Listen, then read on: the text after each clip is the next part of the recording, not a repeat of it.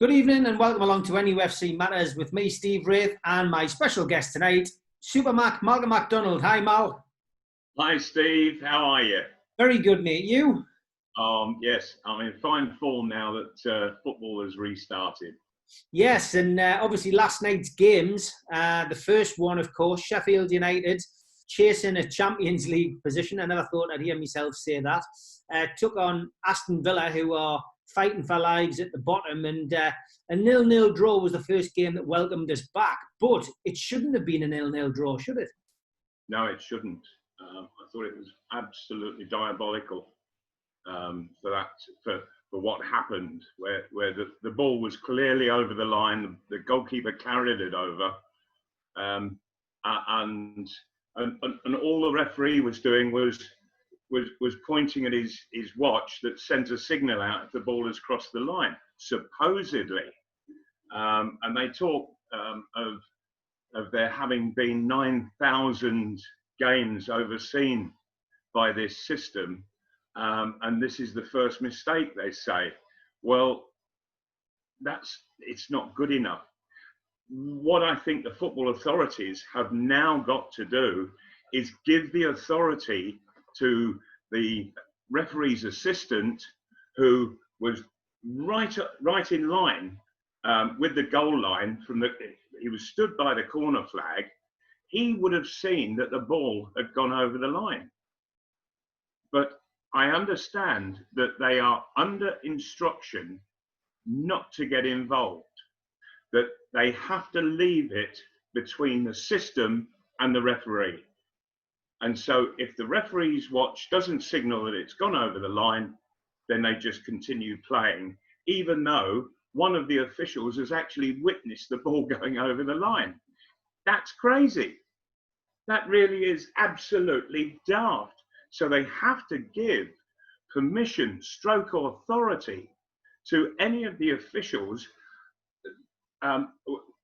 Whatever they see, stick your flag up or blow your whistle as far as the referee's concerned, and let's get the game played properly, played by the rules, not by technicality.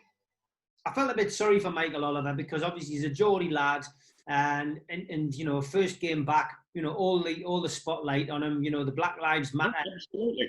I don't feel sorry for him in the slightest, because I really don't think that the problem is his. He just went by how he's been instructed. Yeah. And he can't do anything else. Mm-hmm. It's with the authorities who have misapplied all the technical stuff that's at their disposal.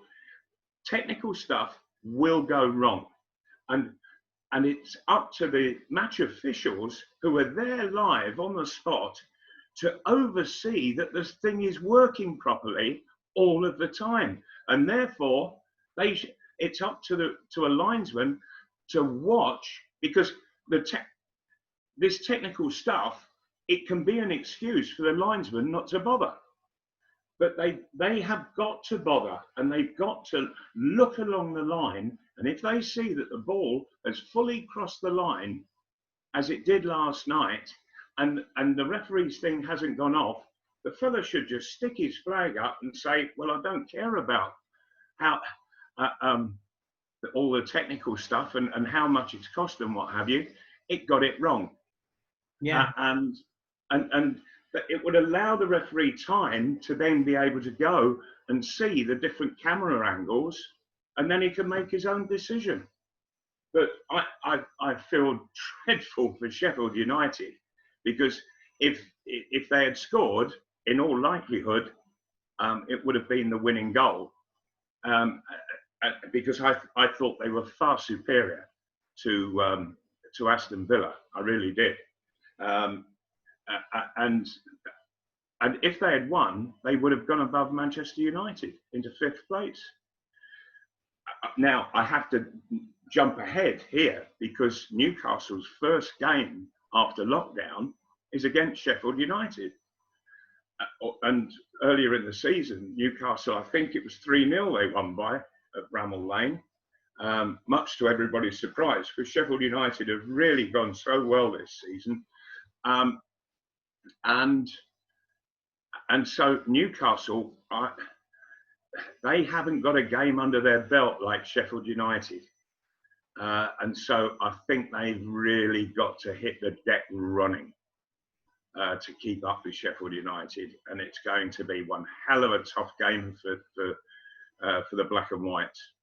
Do you think there would have been a change in the referee's mind or attitude towards that last night had there been 30,000 fans in there all screaming and, you know, shouting? And, you know, the atmosphere, of course, is different. There's no fans. Yeah, I understand that, Steve, but I think the answer is no, for the simple reason that the referee is under very strict instruction as to how to use the technology. And I don't think whether there were 30, 40, 50,000 people screaming at him, I don't think that he would have had any power to do anything about it. He just had to go with the technology, because it seems that the technology is now in charge. It's sort of running the rules of the game in certain instances, and that certainly was one of the instances.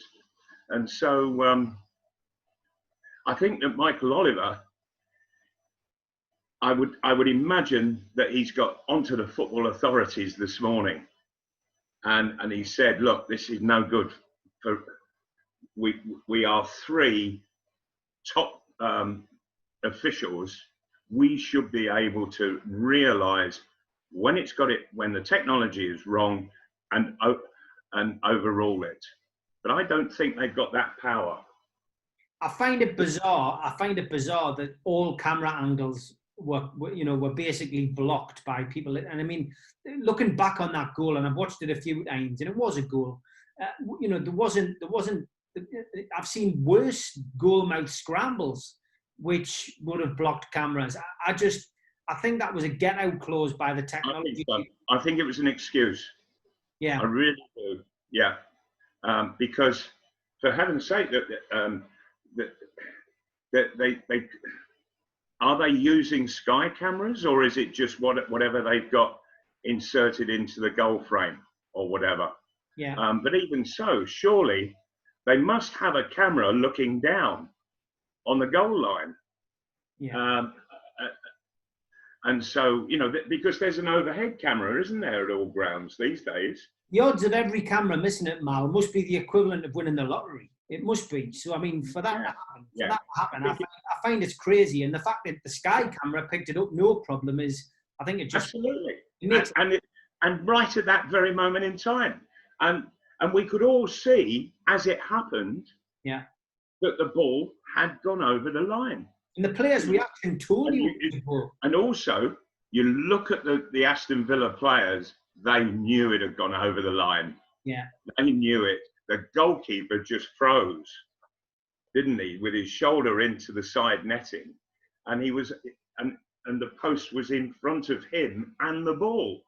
So it had to be a goal. And, I just find this quite bizarre. I tell you what, we saw a lot less of last night, Malcolm. And again, this might come down to the fact that there's no fans there, rolling around, play acting, and that was in both games. And you watch back, there wasn't a great deal of time wasting. And there was hardly any, was there, in either game played last night? And that tells you that the players probably just do that. Well, they do that to get a reaction out of supporters. So yes, absolutely. It's a good point. It hadn't even struck me, and I don't think I was in the mood for anything striking me, because I was so incensed by the non-goal. Yeah. And I really did feel for Sheffield United, but of course Newcastle on Sunday, they've got to be very careful that they don't suffer a backlash from this. Yeah. 100%. What did you watched it, Malcolm, like everybody did at home. Did you watch it with the crowd noise or without? With. What did you think of it? it wasn't the best, I have to say. That there were a few roars when it wasn't deserved, and there were other good things that were done and didn't sort of get much response.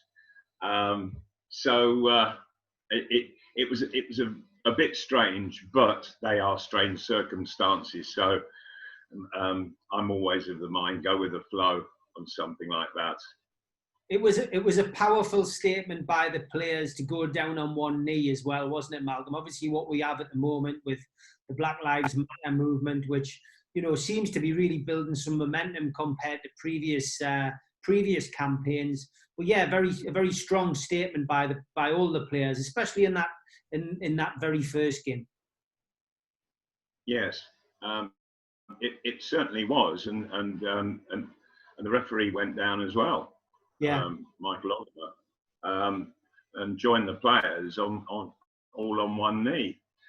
But on a personal note, and my wife and I, we discussed this at length when the incident happened, when the poor fellow was killed by a policeman kneeling on his sort of head, neck, and what have you. That it's a copycat position to take, and it just grates with me that it seems that the last position that people should take in a moment of respect is copying the policeman killing somebody. Mm. I think it's with reference, Mal. I think it's with reference, isn't it? To yeah. I don't know who came up with it. I presume it's somebody in America. But look, it's their choice. They've come up with it, and and I think it's just the point I was trying to make. Really, is that the Premier League and the players themselves, they're at least that they are showing what we would expect them to show. I've got to be honest. It's it was just good to see football back, Mal. Yes, it was. Very good indeed. And I have to give credit to all of the players that they played the game as if there were a crowd there.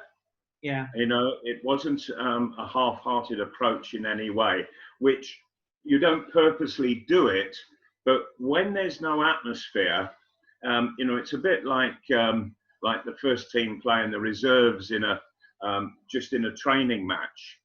Okay, we're going to do it on the pitch at the stadium, guys. But even so, even though you're playing at the stadium, it's not the real thing. You can never build yourself up without that atmosphere. That sort of just gives it that extra few percent. And in all honesty, I thought all four teams, well, certainly three, because Arsenal I thought weren't very good at all. But certainly three teams all lifted themselves and gave absolutely terrific performances for what they've got at their disposal. And I enjoyed the football. I certainly thoroughly enjoyed it. But I did mention Arsenal there, and David Luiz, my word, I don't think we'll see him in this country very long now. Yeah, it wasn't a good performance for your other old team, Mal. I've got to be honest. Man City didn't really have to step out the blocks either. No, they didn't. Creators of their own downfall, weren't they, with David Luiz at the centre of it? Yeah, but what a hat-trick. Yeah. Yeah. One, he allows the first goal to be scored, then he gives away a penalty, and then, for heaven's sake, he gets sent off. Yeah. He wished he'd stayed in bed. Well, or stayed on the subs bench, because that's where it came from, for it to happen. Dear me. Mal, we've waited a long time for Takeover to happen at St James's Park. Now we've got two people wanting to buy the club again. PCP, the Reuben brothers, and PIF, of course, are in the driving seat, and one would imagine that's we're reaching an end game now, and I think that will be the one that goes through. But we now have the USA businessman Henry Morris is back on the scene, and it's not the first time he's been linked with the club. What did you make of that? I have the feeling, Steve, that Mike Ashley knows the guy, and I think there's been a bit of a collusion, and it's to try to move the Premier League on with coming to a decision. The Premier League have got a lot of other things on their minds at the moment. Getting football restarted, making sure that everything goes well under very, very strange circumstance. And so that's where the focus of the Premier League is right now. Newcastle United takeover, that can wait just a few weeks. Let's get football going and going as strong as possible. And last night was a great start for that. But I think that Mike Ashley, he wants it all hurried along. He wants his money back. And so I think it's an acquaintance that he knows who has got himself involved just to rush the thing through a bit more than it has been going. I would agree with you. And it's been a busy few days, certainly on social media, Mal, with regards to the takeover, and a lot of things going on. Amanda Stabley, of course, still has her ongoing court case with Barclays. Not on today. She was able to attend, but the judge had a prior engagement. So I think it's her last day in court tomorrow. Obviously, that case will run, and I don't think they're expecting a verdict until October. That has nothing to do with the takeover, of course. It's just interesting. A lot of fans have been able to watch that online and see exactly what she's been like under pressure, and she's certainly come across well. The big news was, of course, the release of the WTO report, which, of course, none of us are experts in, and none of us would even suggest that we knew what on earth it meant, other than it's got something to do with piracy, and the Saudis had been accused of, illegal streaming. The opinion of most people seemed to be that although there was a link to the Saudis, it wasn't as bad as everyone was thinking it was going to be. So that big thing which was hanging over the takeover in Newcastle seems to have actually been not as bad as everyone thought, and there now seems to be a bit more of a sense of optimism again around this takeover. Yeah, and I hope that it goes through. It's for world football authorities to resolve what appears to be a problem in the Middle East with regards to television rights and whether everybody's paying their dues and nobody's stealing anything. But the takeover of Newcastle is quite separate. There can be no distinction between the two at all. And to pull Newcastle United into it just because the people looking to buy are Saudi Arabians, I think it's. I think there is a very large anti-Saudi Arabian faction in around the world generally, and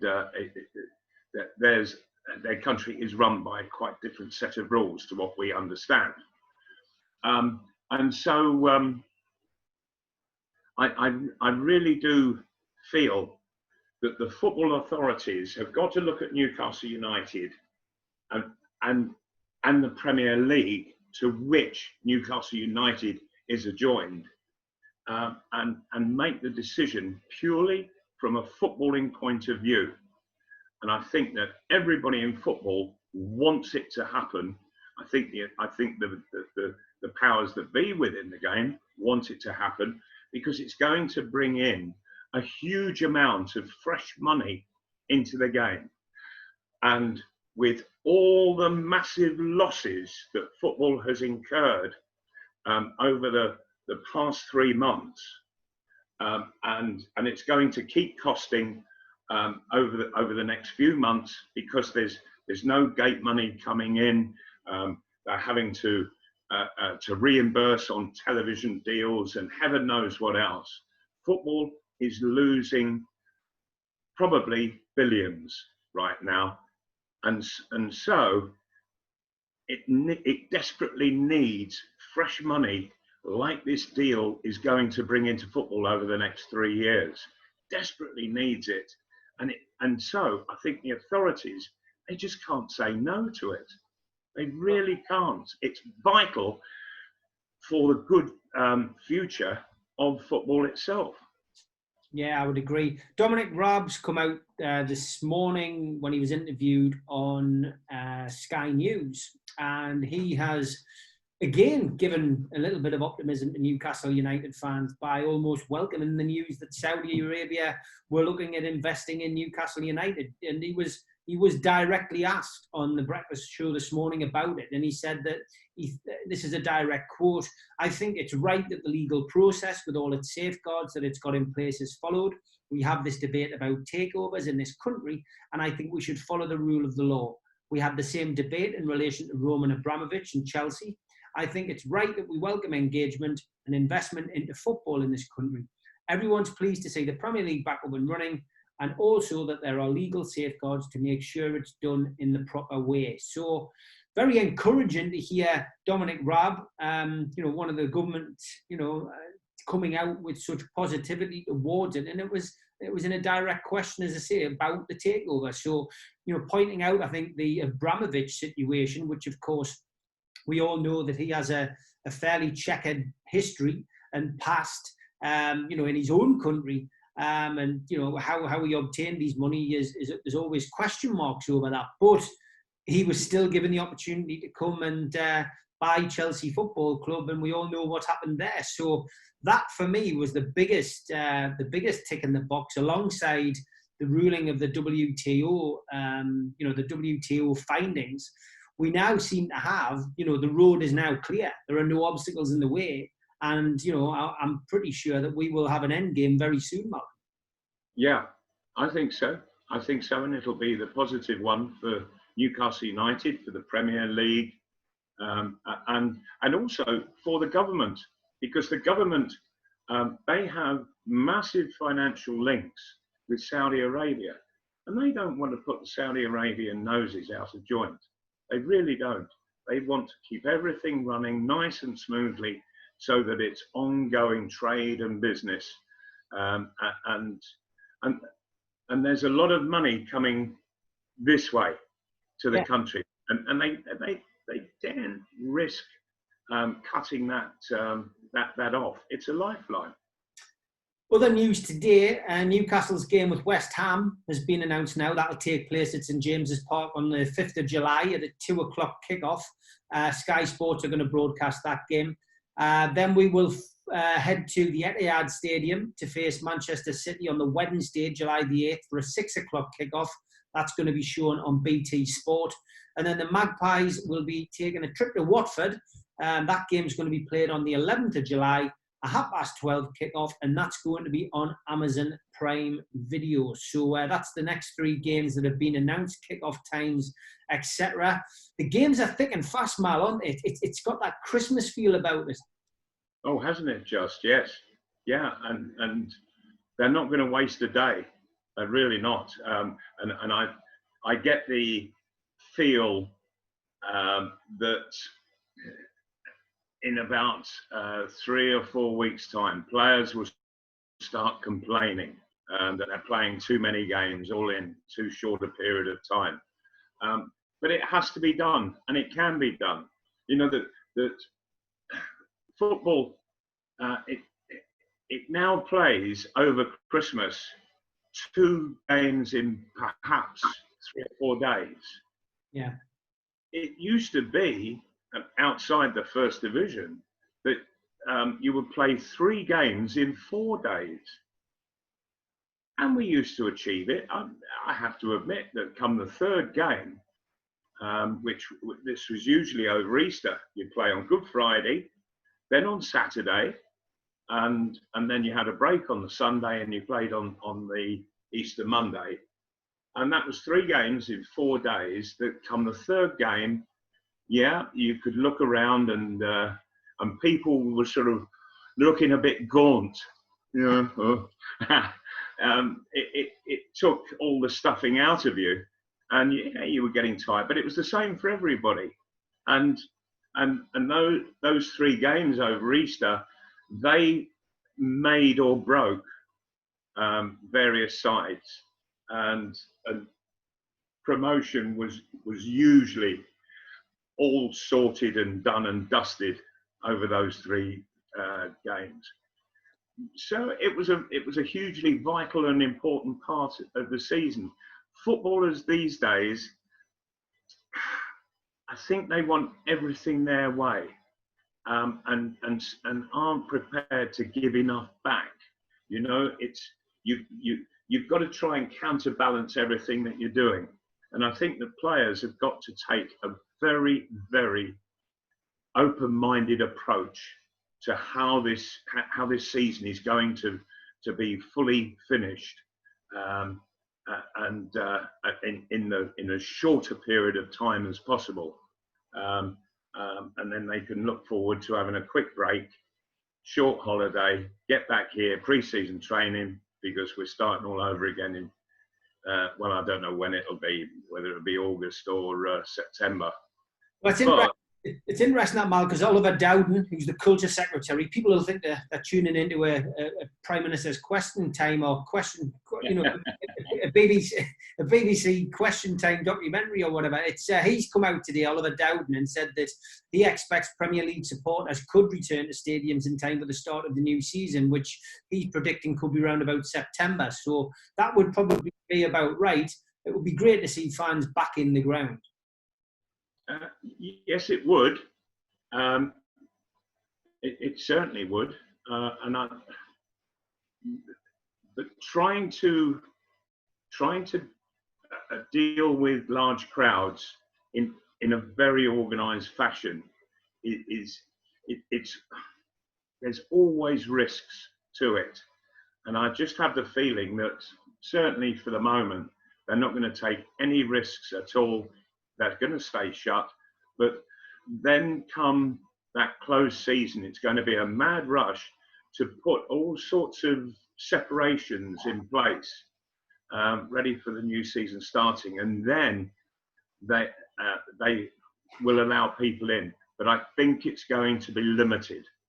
They're not going to be looking to fill the stadiums as we used to, and so there's going to be a lot of people disappointed and missing out. You know, they're going to be looking at their season tickets saying, hey, I'm not getting my money's worth here. But I suppose, first and foremost, we have to stay safe, all of us. Yeah, no, 100%.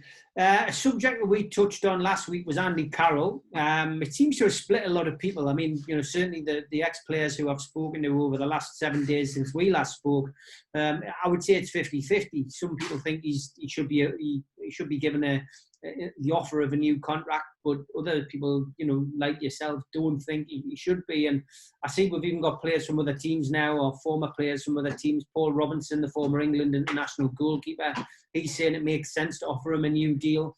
You know, today he's come out and said that.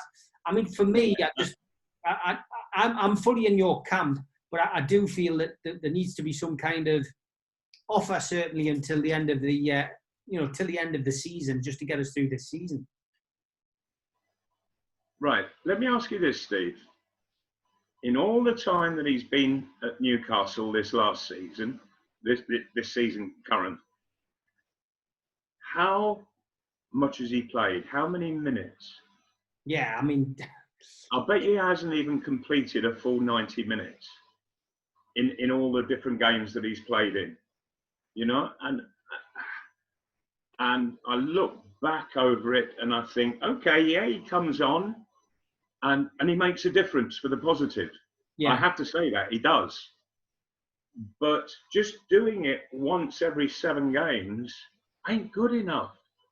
It really isn't. It's that in Steve Bruce's place, Steve is planning every single game and planning ahead, and he's got to be able to rely on his players to be fit, be available, be ready to put the shirt on and go and give their everything. And I don't think Andy Carroll is able to do it. Andy Carroll in his prime, yes, I'd have him all day long in my side. But in his current circumstance, I think that probably Premier League is a step, in fact, probably a few steps too far, because he's not, he's not playing 2 games in a row for a start. So that having to pick and choose, and how do you feel at the moment, Andy? Do you think you can come on as sub just in case we need you for 15 minutes? That's the kind of thing that leagues 1 and 2 do, and non-league. In the Premier League, you have to have it fully sorted from the very beginning, and so that Steve Bruce knows precisely, no matter what confronts him, he's got the solution in his squad of players. And Andy Carroll isn't a solution. Yeah, fair enough, Mal. You've made your point there. We've asked some questions to people on Twitter, obviously getting a few in, Mal, so I'm going to take you through some of them. Got a trip down memory lane here. Barry Tomlinson has tweeted, and he says, can you ask Malcolm, did he enjoy his years writing for Tiger and being associated with Roy of the Rovers? As editor, I enjoyed his contributions. Well, I'm never. I thoroughly enjoyed it. There was myself and Trevor Francis who were involved with Roy of the Rovers, and we would we went to the offices, and there was a life-size cardboard cutout of Roy of the Rovers, and it was this cardboard cutout was treated. It was treated almost like a living being in the room, and that the editor, Barry Tomlinson, he would sort of look at Roy and just make a comment. Oh, right, okay, you'd say, thank you very much, as if Roy was replying. The guy treated Roy of the Rovers as a living creature, and that's how it came over in the comic. I think that he was larger than life, and I loved it, because I started buying the comic when it was the Tiger, and it was in much later years that it was changed to Roy of the Rovers. But Roy of the Rovers was the main reason why I as a kid would get Tiger comic, and it would be delivered with a newspaper, and on the day that it was due to be delivered, I'd be up early in the morning, and I'd be literally sitting underneath the letterbox waiting for it to drop through. I couldn't wait to get it in my hands and start reading. I love the stories, and Barry, thank you for all the pleasure that you've brought to so many. Yeah, fantastic. And thanks for sending your message in, Barry. John Campion, he says, Malcolm, what were your top 3 goals? And he says, was one of them the rocket from 30 yards into the Leazes versus Leicester in 75? Yeah, I think you find it was a bit more than 30 yards. And believe it or not, that game had no television cameras, so you had to be in the crowd to witness the goal. Right. And so, because there were no television cameras, I can tell you, I can just make the length up that I took the shot from. But yes, is my answer to the question. It is one of my favourite goals.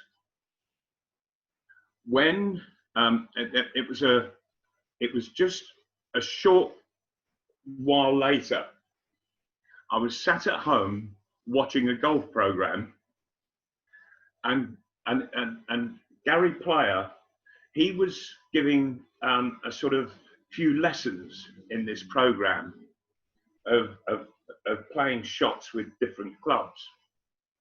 And having gone through the sort of smaller clubs, he then took out his wood, the driver, and he said to the television guy, he said, "You see this?"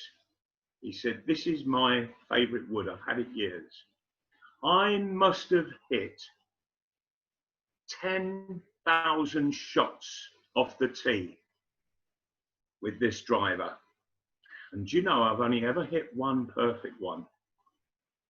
And I thought, yes, that's my goal against Leicester.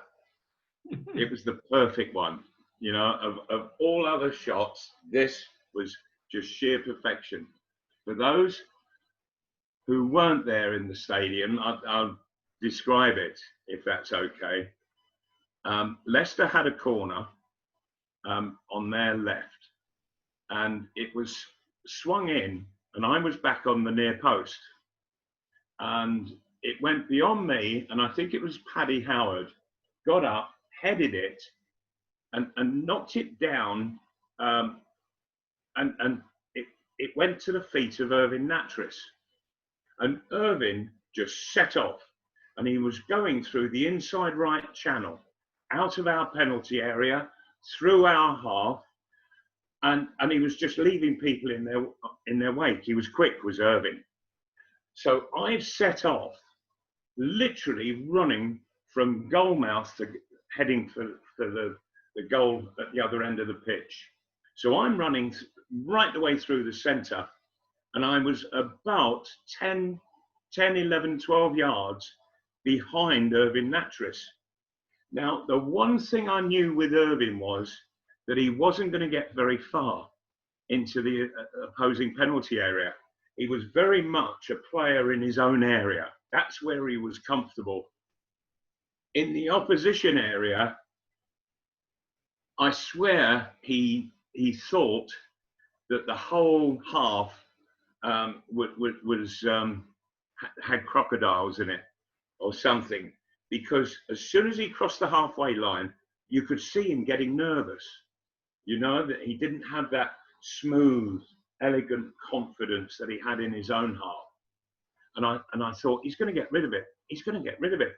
And he went about 4 or 5 yards into the half and just blindly side-footed the ball square towards the centre of the pitch. And I was still flying straight through the middle. And it just so happened that the ball coming across and myself, we met in absolute perfection. And the ball was there right in my stride, and I just struck it. And I believe it was about 38 yards out, 38, 39 yards from goal. And I struck it, and it was going up very slowly, but absolutely flying. It was going like a bullet. And it hit the net at about 5 foot high. So it's traveled 38 yards and hardly risen at all. And I have a great photograph of, I think it was Mark Wallington, who was the goalkeeper that day. And he is literally horizontal, 5 foot in the air, desperately stretching to reach the ball, and couldn't get to it.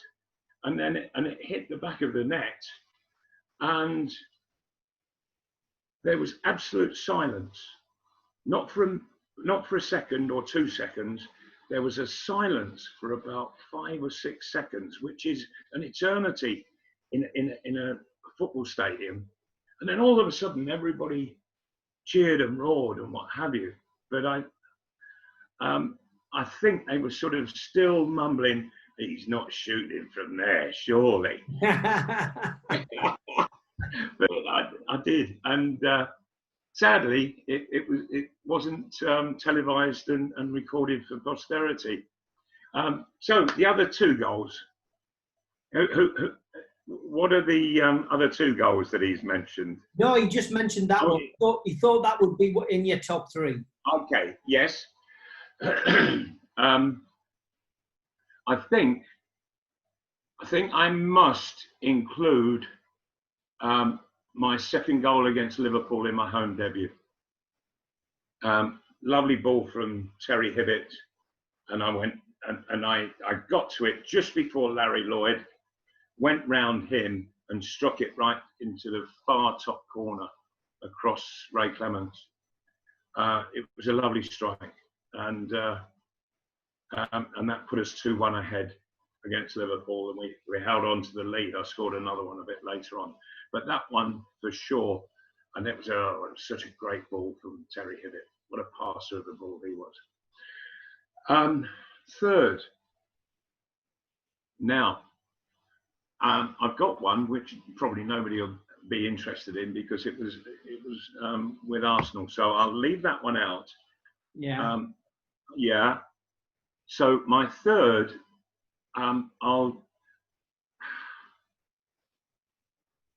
either one of my two goals against Burnley in the FA Cup semi-final at Hillsborough. Probably the first one, because the kind of pressure I was put under by Burnley's centre-half Colin Waldron was quite ridiculous.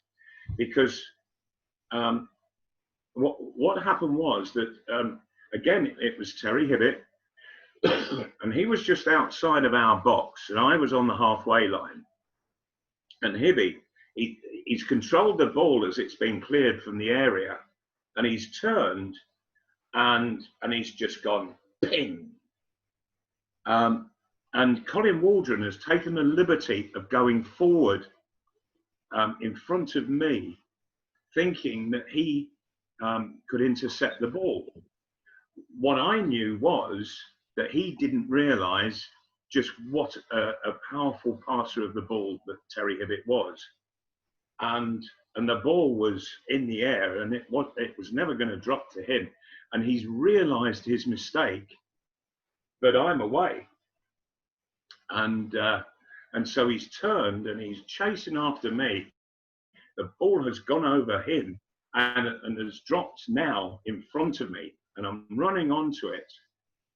And as I got to the ball and controlled it, he's jumped on my back, and he's literally put his arms around my neck. But I kept running, and I'm running with. And Colin Waldron was a big lad, big muscular lad. He must have weighed about 15 stone. But I continued running, and I could feel him sort of slipping down me. And so his arms sort of went down and down, and he couldn't get a grip, and he was sliding down, and I'm still running like crazy. Finally, he sort of let go and fallen off. But he's caught me, and I'm going over on one side. But I was able to right myself, but still was very much off balance. And Stevenson, the Burnley goalkeeper, he had come out now because I was sort of approaching the Burnley penalty area, and he had come out to close the angle, and I struck the shot being totally off balance, and he parried it, and it came straight back to me. So I sort of controlled it and went round him. And slid it into the net with my right foot, yeah, it was a strange old goal, was that? But Burnley had been absolutely brilliant. Well, I had a message here as well. Mike Ward on Twitter says, "Hi Steve, I'm not a Newcastle fan, but the referee in the cup semi-final versus Burnley, Gordon Hill, used to teach me. I wonder what Malcolm thinks of the amazing advantage that Gordon played when he outmuscled Waldron. I hope it goes well." Right. Well, I can tell him further, because I actually spoke with Gordon. Yeah. Who was such a lovely, lovely man. I bet he was a brilliant teacher. And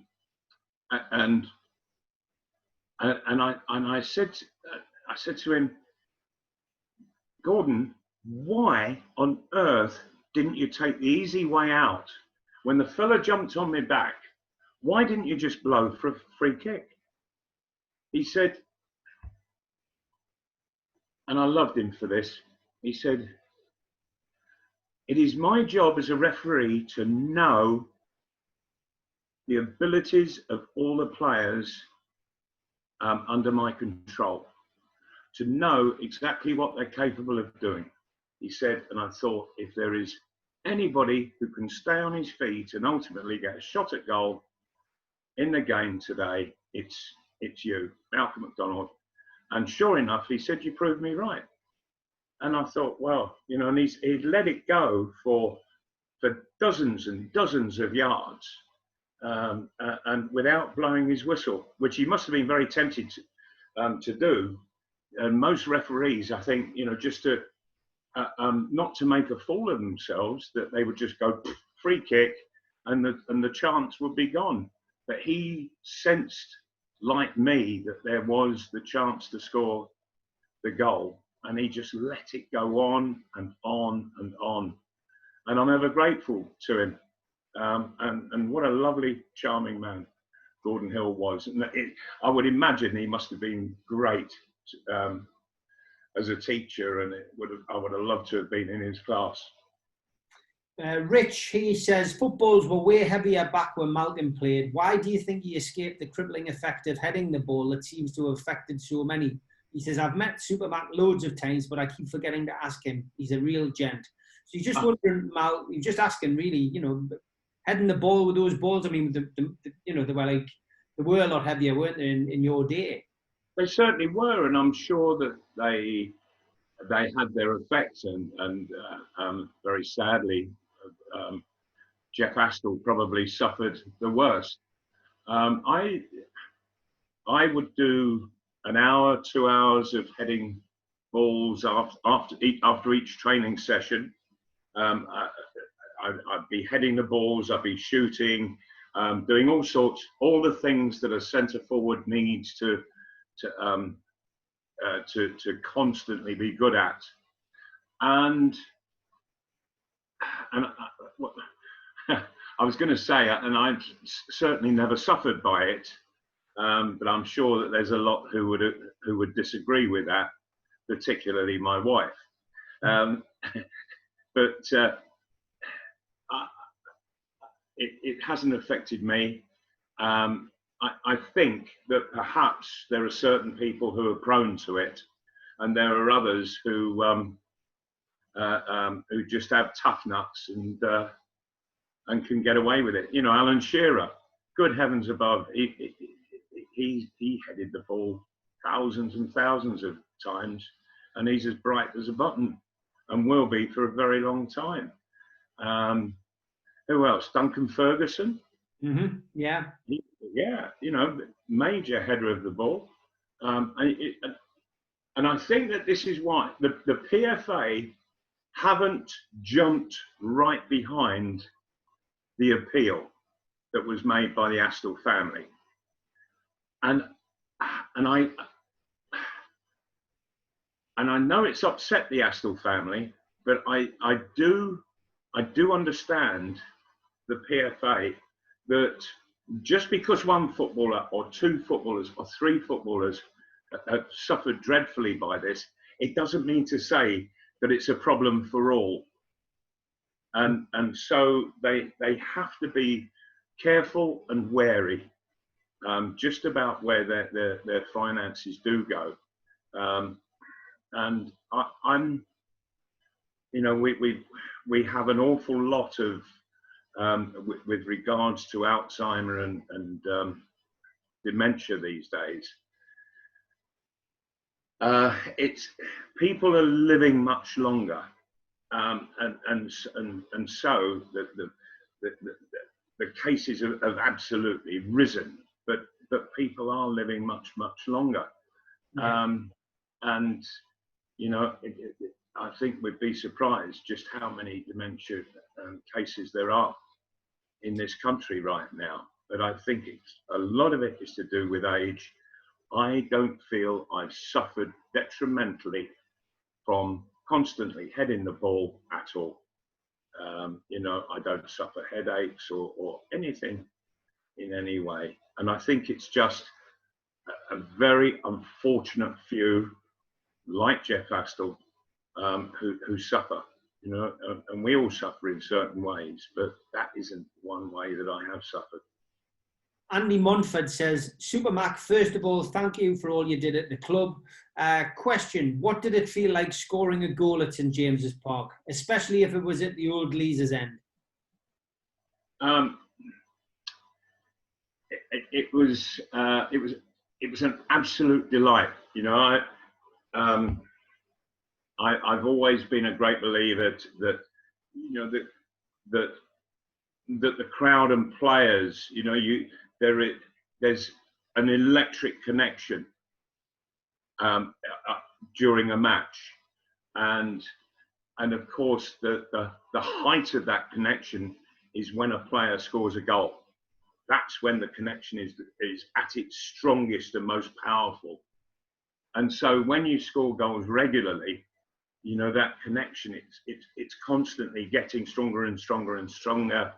As Alan Shearer behind you, as he discovered, you know, that he got a far greater response at St James Park than ever he did at Southampton, or in fact at Blackburn, because at St James Park, the Newcastle supporters, they live for attacking football and goals. Mm-hmm.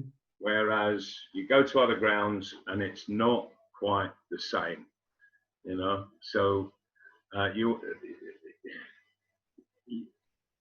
when I went to Arsenal, it wasn't far off St James Park, but it wasn't that same kind of atmosphere, and it wasn't that powerful response when the ball hit the back of the net.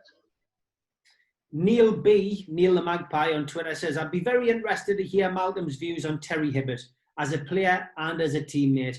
In Supermac's biography, I'm sure he refers to him as being able to start an argument in an empty house. I'd love to hear what he's got to say. It wasn't me who referred to Terry Hibbit in that fashion. It was Joe Harvey. And I was in my first pre-season training at St James Park, and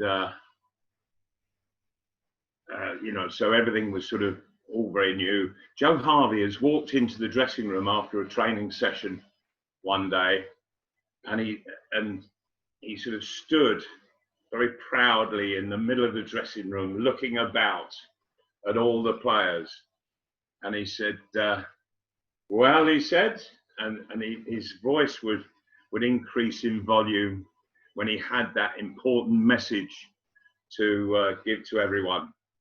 Well, he said, and he sort of turned to me, and he walked over and stood right in front of me, hands in his pockets, as Joe always did. And he was rocking sort of back and forth on his heels. And he looked at me and he said, "Well, Mal, I have just signed the man who is going to make the bullets for you to fire." You know, what a great line. Wonderful. And we all sort of looked around at each other in the dressing room and we went, "Who is it, boss? Who is it? Who have you signed? Who is it? Who is it?" And he stepped back from me into the middle of the dressing room again. And he said, "I have just signed for a measly 30 grand Terry Hibbit from Leeds United. We all went, wow.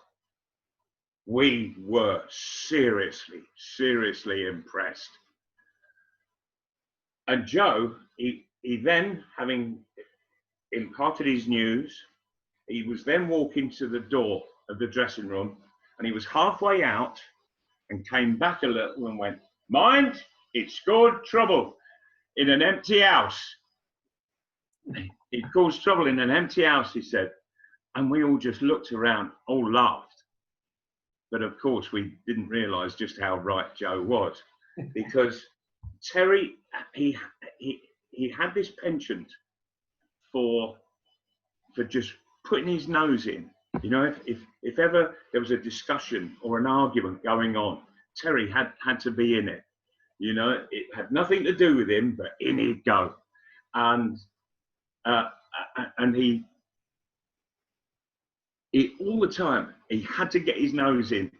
And it was quite funny the way he did it quite often. But of course, there were times when he just wasn't welcome. And then people let him have it. But they'd let him have it, and then he'd turn around and he'd go, and give them a right mouthful back in return. You know, when he should never have got involved in the first place.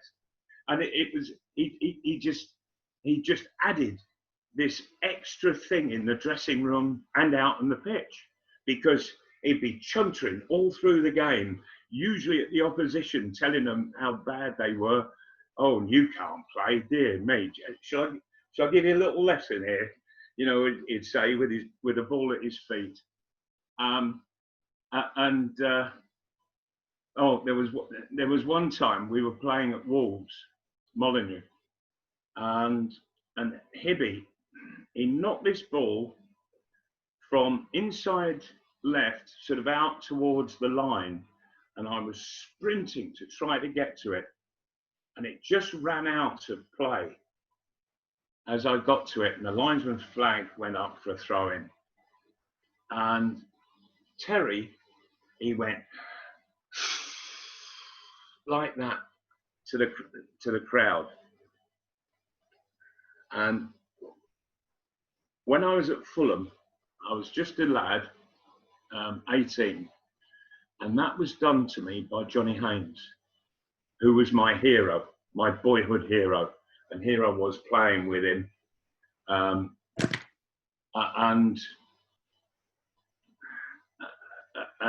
I thought,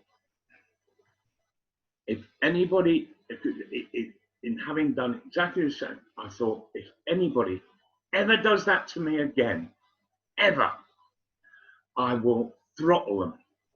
And I promised myself that if anybody ever did it to me again, I will throttle them. Well, Terry, he's done it at Molineux. Turned to the crowd and gone, like, you know, my pass was great. Look at it. Look at the idiot there. Couldn't get to it. And so I went back in the dressing room and I was seething, absolutely seething. And there were bench seats. There was a bench seat all the way around 3 walls in the Wolves dressing room. But the hooks, you had to stand on the seats to reach the hooks to hang your clothes on. And I'd come into the dressing room, and it wasn't often that I got mad, but I was absolutely seething with this. And I just walked over and I picked Terry up by his shirt, and I lifted him, and I moved forward a bit, stepped up on the bench, and I hung him by his shirt on the hook up high on the wall. And there was Terry, and he was hanging from this hook. And I left him there. But you know, when you're all playing together, emotions can run high. Anyway, I went and I got Terry down. And by the time we got into the bus, he and I, we sat together and we had a beer, we played cards together, you know, and we were the best of mates. You know, so you can go from one extreme to the other. But I enjoyed his company. He was an argumentative little so-and-so, but I did enjoy his company. It was great, and such a loss that he should have left us at such an early age. Yeah, lovely guy, really was. Lovely family. Colin Wilson has sent a few messages. He says you were his hero. He says when you ran the 100 metres in 10.9 seconds, he said he was amazed on Superstars. He also... Sorry, Steve. Can I just correct him? Go on. Well, the best time I did, and it was on Superstars, was 10.4. Wow, 10.4. Yeah, and I was just reading in, I think it was this morning's paper, it might have been yesterday's, about all the fastest times that have been run now. Yeah. And Usain Bolt, he's run, I think 9.5. Right. And there's been a couple of 9.6s, couple of 9.7s. And when I ran that the 10.4, it was in Malmö in Sweden in the Superstars program that the BBC did. And Ron Pickering, the great athletics coach, commentated on it. And he signaled, he was up in the stand in the commentary position, and he signaled for me to leave the track and go up to speak with him. Lovely, lovely guy, he really was. And I said, "What is it, Ron?" And he said, "Do you know what time you run?" And I said, "No." He said, and remember the world record at that time was 9.9. He said, "You've just run 10.4. He said, "This year, it is the second quickest time in Europe," he said. You would, if you were an amateur runner, you would have qualified to run in the Olympics." I said, "Oh, really?" You know, and he said, and also he said, if you were an amateur, if you weren't a footballer, a pro footballer, he said, "I would take you under my wing." He said, "and I've never failed to knock half a second off somebody's best time by changing technique and what have you, and you know giving you a fleeter way to move." He said, "I can knock half a second off everybody." He said, "So if I had knocked half a second off your 10.4, you'd be equaling the world record." Wow. Yeah. I went, "Oh my heavens. Wow, indeed." Yeah. So, he was just so matter of fact with it, you know, and I just walked away. I was sort of in a daze. Oh my word. I think, who was the world record holder at the time? I think then it was Bob Hayes. Yeah. Yeah, big American black guy. Oh my word. He had thighs on him. They were like oak trunks. They really were. But I thought, wow. So he could, this man could make me world champion. You know? Incredible. Mike on Twitter, Critical Thinking, he says, how does the modern game compare to the game in your day? It's different.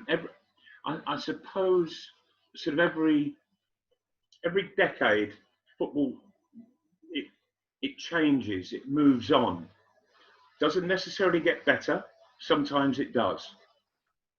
But it changes. It changes for a whole host of reasons. Over the past 20 odd years, and probably more, the greatest changes have been rule changes that alter the whole structure of how the game is played. It alters players' mentality. And so the one thing that we had back in the 70s, it was an attitude of mind. And I used to argue and argue with Keith Birkinshaw. Keith was old school. First thing you do is defend, and you make sure the opposition don't score. And I would have this argument with him all of the while back then. And so I used to say to him, you want me to come back for their corners? There's 10 outfield players, there's 9 outfield players doing that job. I'm keeping 2 6'6" centre halves back here on the halfway line. If I go into the penalty area to defend, I'm bringing 2 6'6" defenders with me. I said, no, I just don't see the sense of that. No, we need numbers back. We need numbers. I said, well, numbers, what, with 2 6'6" centre halves coming into the area? Anyway, the argument went on for years. And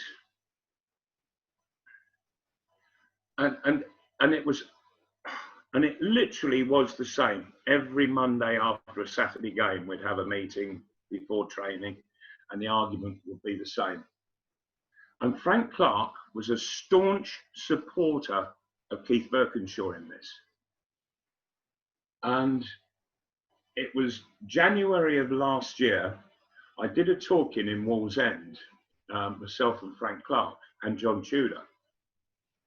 And after the evening had finished and we were relaxing in a private room, and Frank Clark said to me, I've got an apology to make to you. I said, what's that, Frank? He said, I was wrong. I said, wrong about what? I said, you're rarely wrong. He said, about you, us wanting you to come back and defend. He said, I was wrong. He said, we should have left you up the field. He said, and I've learned that. Subsequently, I learnt it from Cloughy at Forest, and he said, and I've realised as a manager, yes, he said, but as a defender, all you want to do is do your job, and numbers are the best way to do it. So he said, my apologies. And so you always have this argument going on at a period of time as to how the game should be played and what's right, what's wrong. And what was right then is wrong now. Yeah. You don't see such a crowded, packed penalty area as it used to be for corners. And so I'm just trying to use that as one example, that there is no right, no wrong. There is just constant change that goes on. And sometimes it's for the good, sometimes it's not. But change will always happen. And I think every decade, the game takes a significant step forward in the way that it's played. And one of those factors was when the Premier League started and there was this sudden influx of great European and South American players. And all of a sudden, there was a whole host of new skills coming into the game. They played the game differently. They thought about the game differently. And they had quite different types of skills to how we were over here. And so the game has changed significantly. And of course, the way the game is played now, I just wonder how the players of today would have coped with a seriously muddy pitch that we used to play half the seasons back in the 70s on. Yeah. You know, and they were in a right old state. And so, you know, it takes all sorts of, all angles of things to make the game what it is. And of course, technology comes in, and there are technical changes, and you know that it used to be in our day that the groundsman, he wouldn't touch the pitch after a match. Now you look at St James Park when all the crowd have gone after a game, and there are a dozen or more guys on the pitch with mowers. And you think, well, you mowed it just before the game, and so about 3 hours later, you're mowing it again. Yeah. But they obviously have their good reason for doing it, and it keeps the pitches in absolutely fantastic condition. So it's always constant change, but I think for the better, because it never stagnates. Football can never stagnate. It never will do, because there's innovation all the while. Yeah, 100%. But the clock has beaten us again, Malcolm. That's a great answer to those questions. We need a prediction for you then for the Sheffield United game coming up. You've already mentioned that you think it's going to be a tough one, especially with Sheffield. Really difficult, yes. So what's your prediction, Mal? I am going to go. I'm going to go for 0-0. Okay. I think Sheffield United, they're going to be buoyed and keyed up for two reasons. One, what happened last night at Aston Villa, where that goal didn't stand when it was clearly a perfectly good goal. And secondly, Newcastle United went to Bramall Lane and beat them 3-0, and they tanked them. And it was such an absolute surprise, I think, for the whole of football, because Sheffield United were going so well at the time. And I think for those two reasons, Sheffield United, they're going to come, they're going to block up, they're going to make sure Newcastle don't score. And I think Newcastle at the other end have got to do exactly the same, block it up and make sure Sheffield United don't score. They don't make that many chances, so don't give them any. And I think it'll be a tight old game. The Sheffield United players, they've got that one important game under their belt. Newcastle United haven't, so they've got to be very careful. They've got to stay hugely organised, but they must defend really tight against Sheffield United, and then I think we'll be okay. Great stuff, Mal. As always, 0-0 is your prediction. Look forward to getting you on again next week to chew the fat over the games that have been played. Obviously, they're going to come thick and fast. So, aren't they just? Oh yes, they are. So yeah, I will be back on with you next week to pick the bones out of the games that we've played, mate. But until then, have a good week. And you enjoy your weekend, everybody. Take care, Mal. Bye bye. Bye bye.